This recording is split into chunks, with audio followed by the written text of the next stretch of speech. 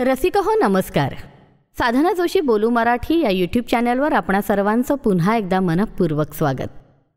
नरेंद्र ते स्वामी विवेकानंद या समृद्ध जीवन प्रवासाची गोष्टीरूप मालिका आपण ऐकणार आहोत. 1893 मध्ये अमेरिकेस गेलेले स्वामीजी 1897च्या जानेवारीत भारतात परतले.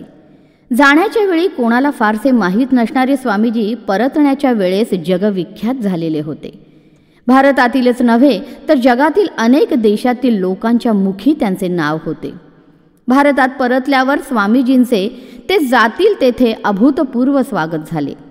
एखाद्या विजयी वीराला शोभतील अशी ही स्वागते होती. स्वामीजी पंबनला आले आणि गावाच्या वेशीपासून राजवाड्यापर्यंत त्यांची रथातून मिरवणूक निघाली. पंबनचे राजे हे स्वामीजींचे भक्त होते.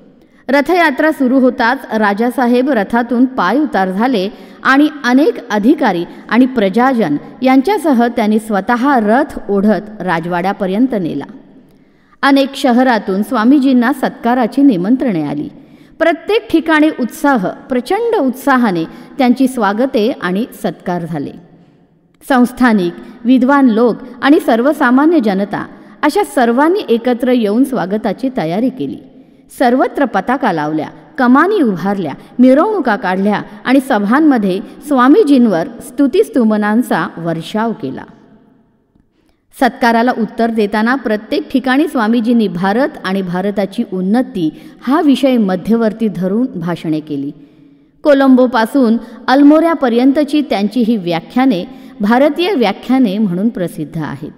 प्रत्यक्ष स्वामीजींना तर भारतभूमीवर पाऊल ठेवताच उसंबळून आले होते. खाली वाकून त्यांनी जमिनीवरील माती आपल्या मुठीत घेतली आणि ती कपाळाला लावली.